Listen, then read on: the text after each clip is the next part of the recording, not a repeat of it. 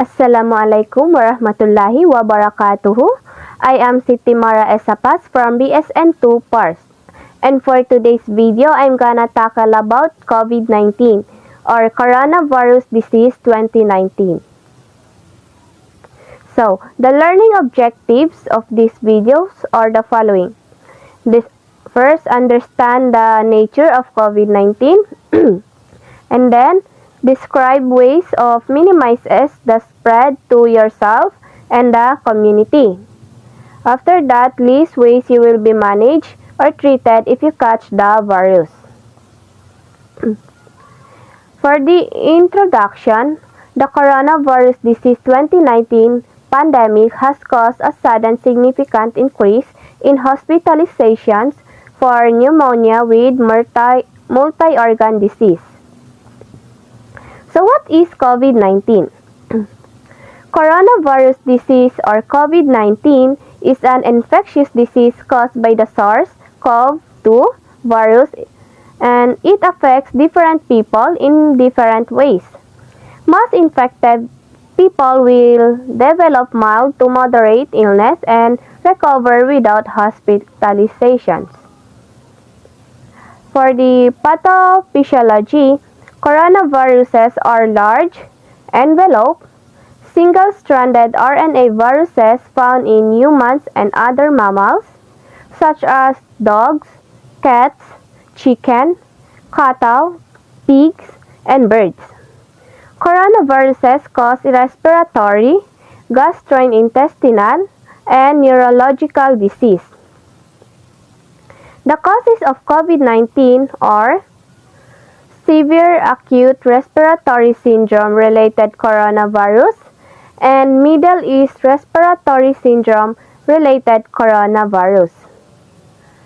For clinical manifestations, the most common symptoms of COVID-19 are fever, cough, tiredness, and loss of taste or smell. The less common symptoms are sore throat, headache, aches and pains, diarrhea, a rash on skin, or discoloration of fingers or toes. And the serious symptoms are difficulty breathing or shortness of breath, loss of speech or mobility or confusion, and chest pain.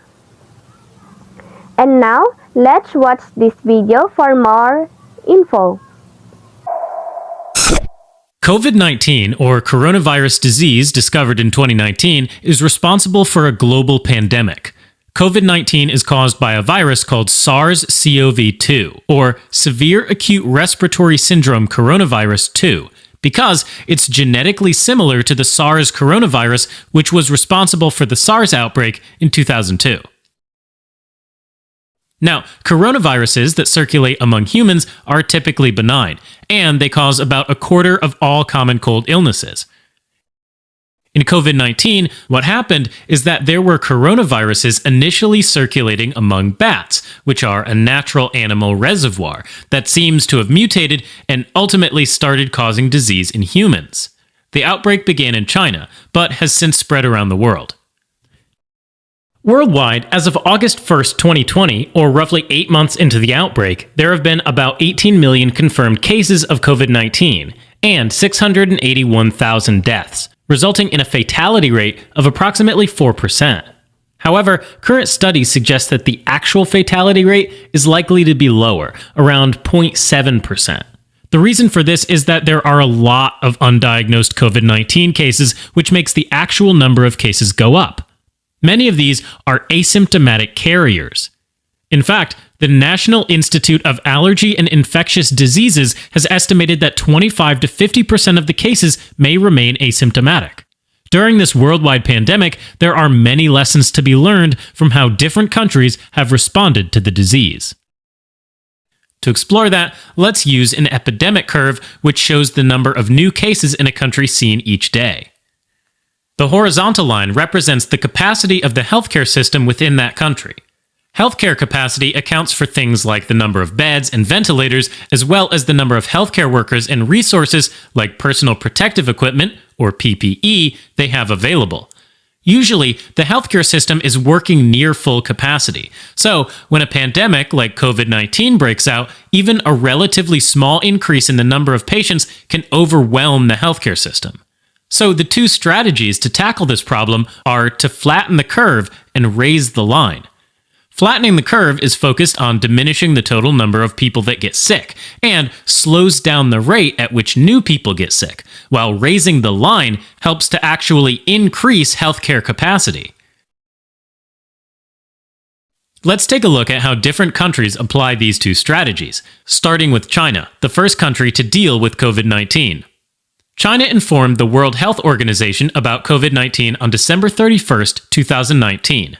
A few weeks later, on January 24th, China aggressively tried to flatten the curve by placing a major lockdown on the Hubei province, and then issued a similar lockdown on other regions within China. Authorities forced residents to stay at home, except for essential activities like going to the pharmacy or getting groceries. Non-essential businesses and schools were shut down, public transportation was shut down, and roads between cities were blocked off. Going even further, some communities enforced a system by which there was only one entrance and exit, and everyone passing through was screened for symptoms of COVID-19. If anyone in the community tested positive, the entire community might be quarantined. In all, this affected 15 cities and about 57 million people. The measures were swiftly enacted and strictly enforced, and 12 days later, on February 5th, the exponential growth broke, and the number of new cases started to fall off. Meanwhile, given how many cases there already were at that point, China made efforts to raise the line. They built multiple hospitals dedicated to COVID-19 patients, and flew in doctors and nurses from less affected regions of the country to staff these hospitals, and kept them protected with well-designed PPE that covered them from head to toe. By March, the economy began to return to normal, and China was seeing more cases of COVID-19 from travelers than from their citizens.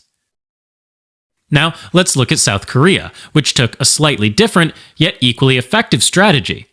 To flatten the curve, they implemented mass testing that was free, easy, and accessible. They offered drive-through testing stations, where people were tested inside their car. They also had phone booth-like testing areas where the person walks in, gets tested, and walks out. South Korea was performing 15,000 tests per day by July 29th. They had tested around 1,547,307 people out of a population of 51 million, which works out to 1 out of every 33 people.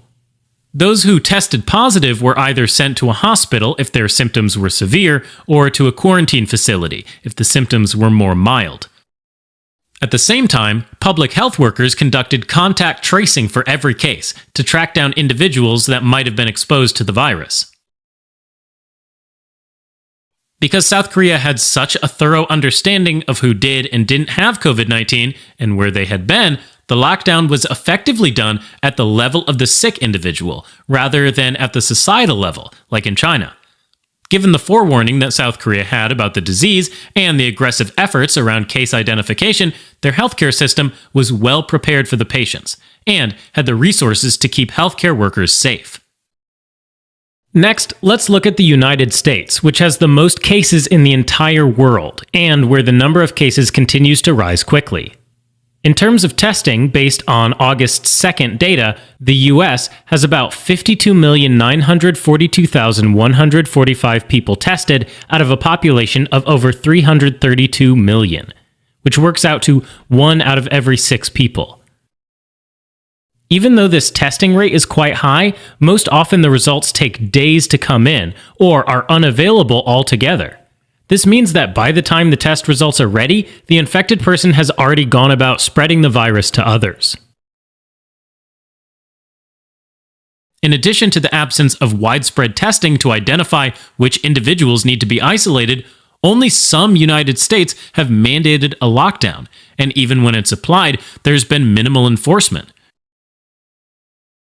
So in sum, without a federal mandate or enforcement of a lockdown, It's been largely a scattered state-by-state effort that has mostly been voluntary. In terms of raising the line, healthcare workers have generally had inadequate PPE, especially N95s, to feel safe. And as a result, hundreds of physicians and nurses have gotten ill or been quarantined. Meanwhile, intensive care units, or ICU beds, have started to run out. Ventilators are in short supply, and there have been runs on medication like hydroxychloroquine. Unfortunately, in the context of having scarce healthcare resources, we know that mortality rates can be quite high. Now, here's the good news. A complete lockdown, meaning one that's enforced rather than voluntary, so that the maximum number of people abide by it, can stop the spread of COVID-19 within a matter of days, even in a country that is seeing exponential growth like the US. To show how this works, let's start with a community that's already seen an exponential growth in COVID-19 cases. Most folks with COVID-19 have mild symptoms, or have just gotten it and haven't begun showing symptoms yet. There are two options at this point. Option 1 is to let things continue with a voluntary social distancing policy where some adhere to it while others continue to throw pool parties, keep businesses open, and invite relatives over for dinner. In that scenario, even with the best of intentions and cleaning precautions, over the next 2 weeks, there's still going to be an exponential growth in cases, causing hospitals to fill up with patients, and many people will die. But now consider option 2. In option 2, there's an enforced lockdown, with absolutely everyone confined to their home. If that were to happen, the virus could spread to household contacts, but after that, the transmission would abruptly end. As these infected people recover, with no access to new hosts, the virus basically has no place to go. And within 2 weeks, the number of new cases starts to fall. Fewer cases means that the healthcare system doesn't get overwhelmed, and the mortality rates fall because everyone who needs care can get it. This approach and timeline is based on real data from Hubei, where they implemented option 2. The rate of new cases decreased within a few days of lockdown, and because there's a lag between people getting sick and going to the doctor, that decrease was seen about 2 weeks later, in terms of fewer new cases coming to the hospital. The bottom line is, voluntary social distancing is only as effective as the number of people who are practicing it. If enough people don't adhere, then the virus can continue to spread, and the pandemic drags out, ultimately resulting in more deaths. Now, as of August 1st, for a variety of reasons, especially economic ones, many countries around the world, as well as many US states, had to ease some of the restrictions enforced. However, when social distancing measures are relaxed too quickly, there's a higher risk of experiencing a second, even larger wave of infected individuals. This is exactly what we encountered in 1918 with the influenza pandemic, commonly known as the Spanish flu pandemic. That pandemic was caused by a strain of the H1N1 influenza virus and infected about 500 million people worldwide and killed 50 million people. Now, the Spanish flu pandemic occurred in 3 waves. The first wave was in March of 1918. The second wave was in the autumn of 1918. And the third wave was that winter and in the spring of 1919. In fact, the second wave was more deadly than the initial one, presumably due to the fact that it was spreading on crowded trains and in field hospitals and camps during World War I. In fact, even though the third wave was less deadly than the second one, it was still more severe than the original. Now, it's also important to remember that in 1918, healthcare workers were limited, and viral diagnostic tests, vaccines, antiviral drugs, and antibiotics were basically non-existent. And although some cities enforced measures such as shutting down schools and prohibiting public gatherings, it wasn't a widespread national effort. Bottom line, for COVID-19, we have more tools available, but the lessons are clear for what happens when we start to congregate in groups. The chance for outbreaks and an overall surge goes back up, and if the virus does spike again in the fall or winter during or near the peak of the seasonal flu season, the consequences could be even more devastating. Looking at the current pandemic, Over the last month, some countries like Australia and Japan started lifting restrictions and have already seen a surge in the number of cases. The surge can largely be attributed to some people disregarding social distancing norms and gathering in pubs and restaurants. On the other hand, countries like New Zealand that managed to contain the first wave have not seen case surges after relaxing the restrictions. Now, in terms of mortality, the data shows that COVID-19 mortality rates differ by group. So, for example, if you split things out by age, you can see from this table the fatality rate is relatively low if you're below 60, with few deaths seen in children 9 and younger. But then it starts to really climb up for the elderly, so they're really the ones at highest risk. Similarly, the fatality rate is higher for folks with hypertension, diabetes, cardiovascular disease, chronic respiratory disease, and cancer, relative to folks without any of these conditions.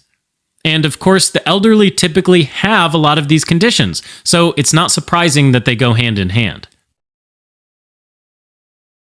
Now, although children are less likely to develop a serious disease, they can definitely spread the virus. And actually, they can be even more contagious than adults, since they usually practice worse hygiene habits. One other group is pregnant people, and the data has been sparse, but it seems like healthy pregnant people are not at high risk for developing serious disease. And to date, there haven't been reported cases of intrauterine transmission of COVID-19. The virus also wasn't detected in the breast milk of a small group of mothers with COVID-19. And, in terms of breastfeeding, the main risk would still be from droplets, rather than through the milk itself. However, early data from a UK study suggests that pregnant women with COVID-19 might be at a slightly higher risk of developing severe illness during their third trimester. The study also found that pregnant women of Black, Asian, or other minority ethnic groups might be at a higher risk of being hospitalized. All in all, this means that pregnant women should be more mindful about preventative measures. Now, overall, based on the current data, over 80% of the patients with COVID-19 have a mild infection, and some people don't develop any symptoms at all. For others, they can develop mild symptoms, like fever, cough, and shortness of breath. Other symptoms include fatigue and things like loss of smell and taste. Serious problems include pneumonia. And if there's severe lung damage, that can cause acute respiratory distress syndrome, or ARDS, which occurs when the lung inflammation is so severe that fluid builds up around and within the lungs. The severe infection can cause septic shock, which happens when the blood pressure falls dramatically and the body's organs are starved for oxygen. ARDS and shock are the main cause of death for people with the infection. Finally, it's worth noting that even folks that don't die from COVID-19, including young and healthy individuals, can go on to develop pulmonary fibrosis, a chronic lung condition that can severely impair a person's quality of life. In addition to causing disease, coronaviruses can spread quickly. It's increasingly clear that a lot of spread is occurring through pre-symptomatic people, folks that are in the incubation period, many of whom are not at high risk themselves. It also spreads from those with symptoms, like when people cough, sneeze, or even speak, and tiny droplets containing the virus are released. These droplets can land on another person's mouth, nose, or eyes, known as the T-zone, and that allows the virus to enter a new person. Coronaviruses don't usually spread over long distances in the air, but they can get flung from one person to another on tiny droplets of saliva when someone's coughing or sneezing. Recent studies suggest that SARS-CoV-2 airborne droplets can remain infectious for up to 3 hours. In addition, the SARS-CoV-2 virus can also survive on surfaces. It can survive up to 8 hours on latex and aluminum, up to 24 hours on cardboard, up to 3 days on countertops, plastic, and stainless steel, and up to 5 days on wood and glass. You can get infected by touching these surfaces and then touching your T-zone, and that's why you should wash your hands with soap and water frequently, or clean them with an alcohol-based hand rub. Also, make sure you clean and sterilize frequently touched surfaces like phones, keyboards, door handles, and toilet seats with alcohol-based cleaning wipes. Once a person is infected, symptoms develop about 5 days later. This is called the incubation period. Now, there's debate about how much asymptomatic people or pre-symptomatic people, those who are in the incubation period, are spreading the disease, and it may be much more than what was originally thought. Now, this is where masks and facial coverings come into play. A study was done at a salon where 2 stylists tested positive for COVID-19. However, contact tracing of 139 of their clients revealed that all were asymptomatic. In addition, all those who volunteered to be tested for COVID-19 turned out negative. The reason for the virus not spreading is that both the stylists and the clients wore masks during their interaction. So, what happens when you wear a mask? Firstly, masks cover your T-zone, preventing the virus from directly landing on it. Secondly, it stops you from touching your T-zone with your hands, which may be contaminated if you've touched an infected surface. And most important of all, masks prevent an infected person from releasing saliva droplets into the environment. Now, following the issuing of mandates for face mask use in public, a study carried out in some US states found that the daily case rates had been reduced by about 2 percentage points in only 3 weeks. In addition, socially distancing alone is not enough, as small droplets have been shown to travel up to a distance of 7 meters or 23 feet. This is why masks are also a necessary part of prevention. Viruses are given a reproductive number, or R0, based on how quickly they spread, and person-to-person transmission has been confirmed both in and outside of China. An R0 of 1 means that an infected person passes it on to 1 new person. An R0 of 2 means that 1 person spreads it to 2 new people, and so forth. If the R0 is below 1, the infection peters out, and if it's 1, it stays steady, and if it's above 1, then it continues to spread. The current estimate for COVID-19 is an R0 of 2 to 2.5. As a point of comparison, the R0 of the flu virus is about 1.3, so COVID-19 spreads quite a bit more easily. To confirm the diagnosis, a reverse transcription polymerase chain reaction, or RT-PCR test, can be done, which can detect very small amounts of viral RNA. It's worth mentioning, however, that early in the disease, the RT-PCR can often miss the infection altogether, meaning that it's not very sensitive. So, if severe pulmonary disease is suspected, a chest CT can be done to help detect the presence of a viral pneumonia. Next, newer rapid testing methods for COVID-19 can get the results within minutes. One of these is isothermal amplification, which also checks for viral RNA. The other is rapid serological testing, which checks for antibodies created by the immune system to fight the virus. Since it's checking for antibodies made by the body, it can detect previous infections even after the virus is gone. Finally, it's also important to look for other causes of similar symptoms, by doing things, for example, like a quick flu test or a respiratory viral panel to look for alternative causes of the symptoms. In terms of treatment, individuals with mild symptoms should isolate themselves at home so they can improve with rest and fluids. For those with severe symptoms, treatment is focused on supportive care such as providing fluids, oxygen, and ventilatory support for really ill people. Also, recent studies have found that those requiring supplemental oxygen or ventilator support may benefit from being placed in a prone position or lying face down on the bed. Prone positioning has been found to improve ventilation in the back parts of the lungs, which improves the oxygen saturation and might even reduce the need for intubation. There's early data showing that remdesivir, an antiviral drug previously used against Ebola, can help shorten the duration of symptoms, though without significantly improving recovery time. A multinational randomized control trial done on 1,063 individuals hospitalized with COVID-19 showed a shorter clinical recovery time with remdesivir compared to placebo. Other medications that were initially thought to be beneficial against COVID-19 include lopinavir and ritonavir, both of which are antiretroviral drugs, and chloroquine and hydroxychloroquine, which are usually used to treat malaria. However, recent studies show no clinical benefit in using these medications in treating COVID-19. Two treatment options have shown promising results in preliminary trials. These include dexamethasone, which is a corticosteroid, and convalescent plasma therapy, or CPT. A study done in the UK showed that dexamethasone reduced mortality in critically ill individuals with COVID-19.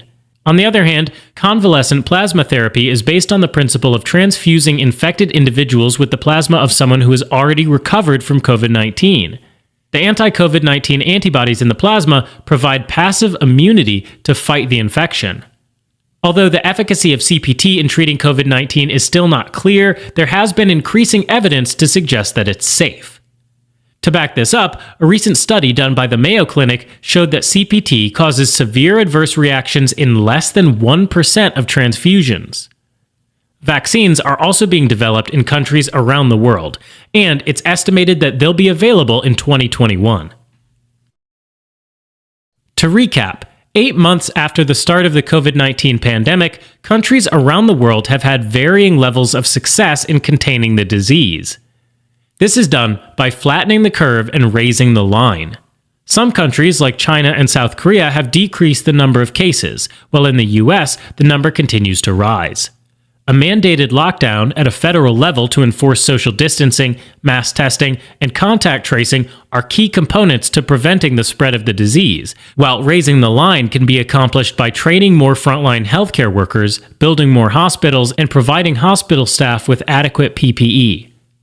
Treatments are focused on supportive care, and a number of medications are in clinical trials. There may be a vaccine ready in 2021. For individuals, the best strategy is prevention. This includes staying isolated, careful hand washing, avoiding touching your T-zone, and wearing a mask when outdoors or in a crowd. If you're a healthcare worker, you should use personal protective equipment.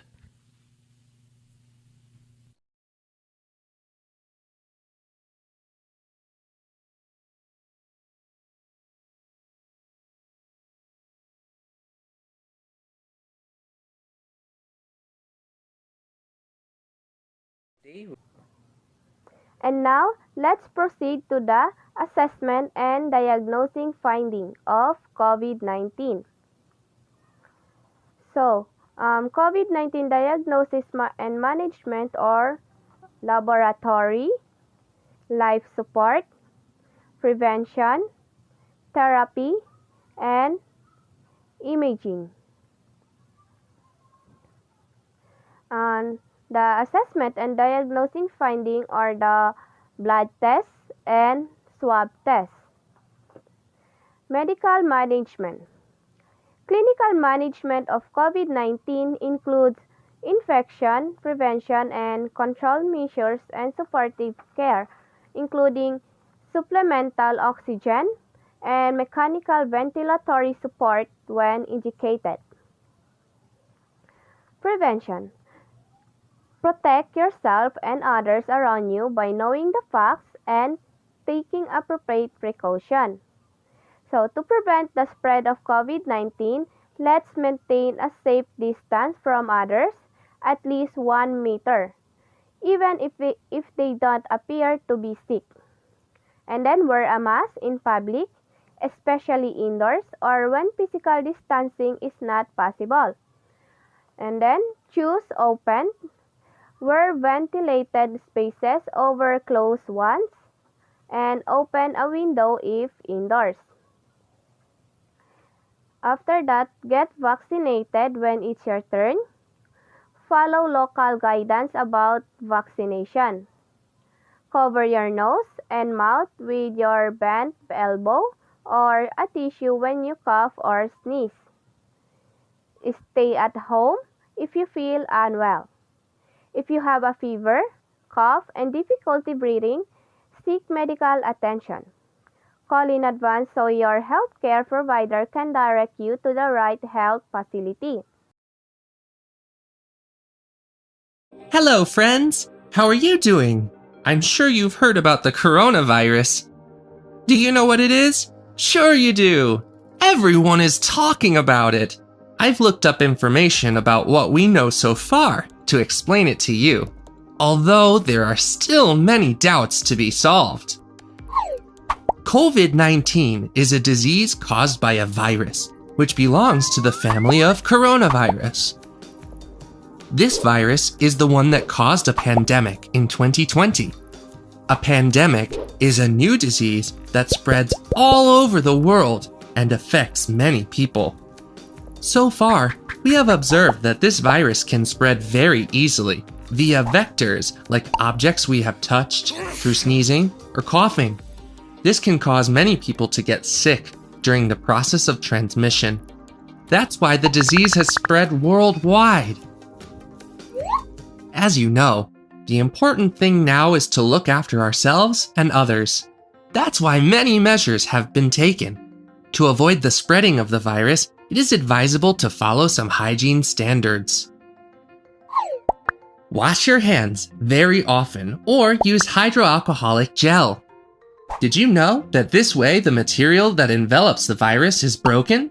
If this material is broken, the virus can't infect the cells. Be careful with the objects you touch and avoid touching your face. Keep a safe distance from others to protect yourself and them. If you use a mask, be careful not to touch it once you've put it on. The mask should cover your mouth and nose. Cough or sneeze into your elbow. Research is very important to be able to solve all our doubts. Moreover, we should thank all those people who are working and helping so that we can get back to normal. Would you like to be a superhero? Follow all prevention measures to protect yourself. If you're not feeling well, let your parents or teachers know. You may have to stay at home to feel better and protect others. If you have doubts or feel nervous, talk to your family or teachers. They can surely help you. For clinical management of COVID-19. Nursing management.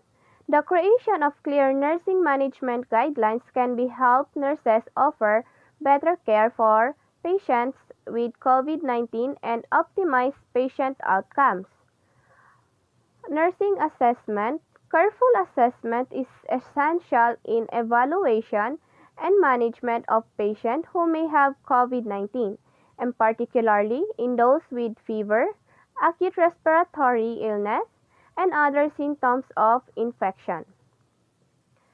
The nursing assessments of these patients should include travel history and physical examination.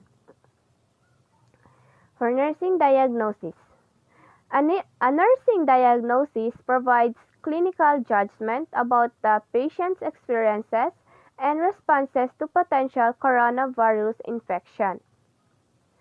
Nursing diagnosis for a patient with COVID-19 can include possible exposure to the virus that causes COVID-19, the patient's level of knowledge about the transmission of COVID-19, fever, impaired breathing pattern related to shortness of breath, and the nursing care planning and goals. Establishing nursing care plan goals can help improve patient outcomes and decrease the transmission of COVID-19. The major nursing care planning goals for COVID-19 may include establishing goals, interventions, assessing altered skin integrity risk, fatigue, impaired comfort, gas exchange, nutritional needs, and nausea. And then, preventing the spread of coronavirus infection to the patient's family members, community, and healthcare providers.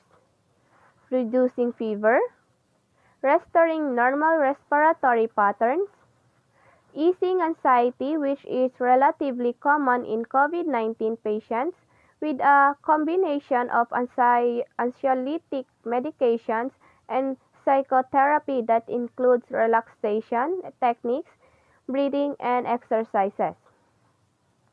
For nursing interventions. Based on assessment data, nursing intervention for COVID-19 should focus on monitoring vital signs, maintaining respiratory functions, managing hyperthermia, and reducing transmission. The nursing interventions are monitoring vital signs, monitor 0 to saturation, manage fever, maintain respiratory isolation, enforce strict hand hygiene, and provide information. Evaluation helps nurses determine if they have met their goals.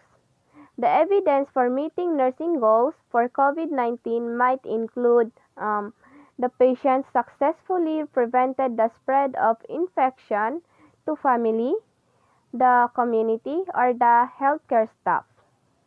Then the patient learned more about COVID-19 and its management. The patient had improved body temperature levels, restoration to normal breathing patterns, and reduced anxiety. Documentation guidelines. Documentation is always important, but perhaps more so when caring for patients with COVID-19.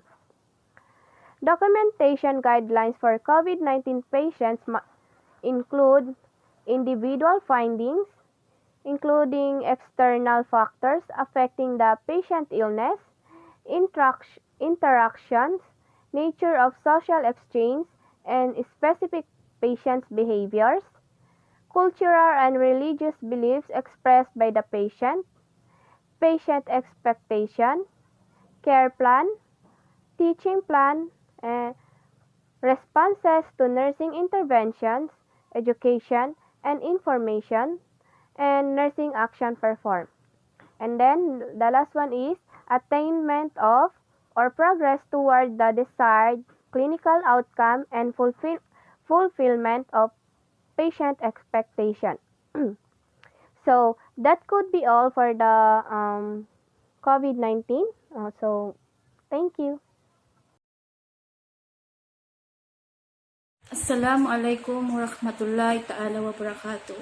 I am Nardia A. Amilasan from section Parse B. My topic is all about SARS. SARS means Severe Acute Respiratory Syndrome. Severe Acute Respiratory Syndrome is a viral respiratory disease of genetic origin caused by Severe Acute Respiratory Syndrome coronavirus. Symptoms: fever, persistent, dry cough, headache, muscle pains, difficulty breathing. Prevention: hand washing, co-adequate, avoiding close contact with infected person. Positive agent: the first case of COVID-19 was reported December 1, 2019, and the cause was a then new coronavirus letter named SARS-CoV-2. SARS-CoV-2 may have originated in an animal and changed, mutated, so it could cause illness in humans in the past. Several infectious disease outbreaks have been traced to viruses originated in birds, pigs, bats, and other animals that mutated to become dangerous to humans. Researchers continues and more study may reveal how and why the coronavirus evolved to cause pandemic disease. Okay, period of incubation. Symptoms show up in people within 2 to 14 days of exposure to the virus. A person infected with the coronavirus is contagious to others for up to 2 days before symptoms appear, and they remain contagious to others for 10 to 20 days depending upon their immune system and the severity of their illness. Period of communicability. As of now, researchers know that the coronavirus is spread through droplets and viruses, particles released into the air when an infected person breathes, talks, long, signs, coughs, or sneezes. Larger droplets may fall to the ground in a few seconds, but tiny infectious particles can linger in the air and accumulate in indoor places, especially where many people are gathered and there is poor ventilation. This is why mask wearing, hand hygiene, and physical distancing are essential to preventing COVID-19.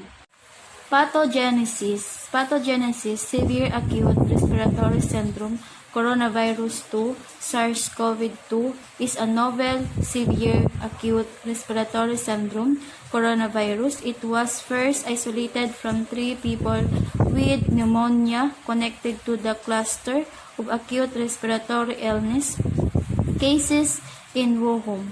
All coronaviruses in nature. Diagnostic.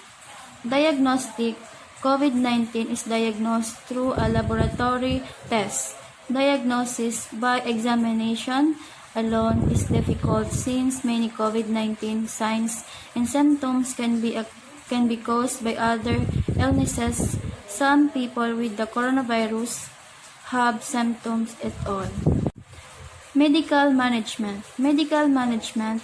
Despite reported observational data about the experimental use of certain drugs, there is no proven curative therapy for COVID-19 as of now. However, remember received emergency use in authorization IUA by the Food and Drugs Administration FDA recently for use in patients hospitalized with COVID-19. Most interventions and guidelines for the management of the COVID-19 pandemic are related to prevention, isolation, and supportive treatment strategies. That's all. Thank you. Hi, hello everyone. I'm Amira Hesati Ahmad. So, in this video, we're going to talk about cholera. So, what is causative agent cholera? Vibrio coma, Inaba, Akawa, Hikojima, Vibrio tolerae, Vibrio altor, gram negative. Curve road or coma-shaped organism, motile, habitat, small intestine, IV few hours to 5 days, MOT, oral fecal route by contaminated food, water, and shelters. Cholera is an acute diarrhea illness caused by infection of the intestine with Vibrio cholerae bacteria.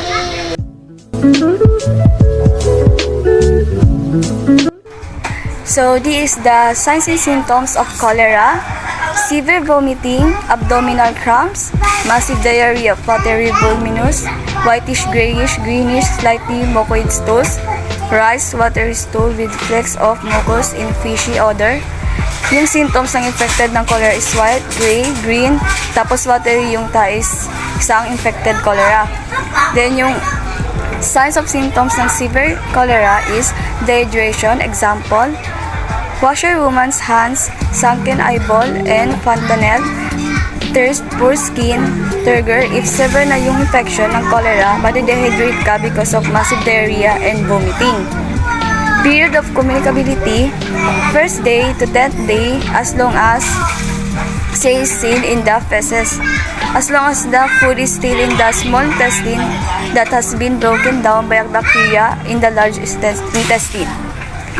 So, the diagnosis ng cholera is stool culture, positive Vibrio cholerae, yung methyl guanine, methyl transferase, IV fluids, tetracycline, deoxycycline, Erythromycin, Ginolons, and Forzalodid, and Sulfonamides, Turgel. So, this is the medication for cholera.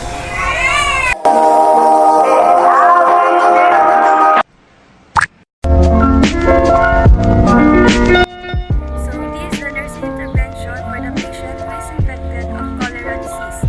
Replacement of flues NE, administered T5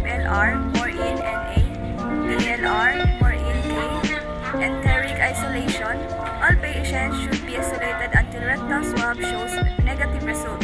All water and milk should be boiled for 15 minutes.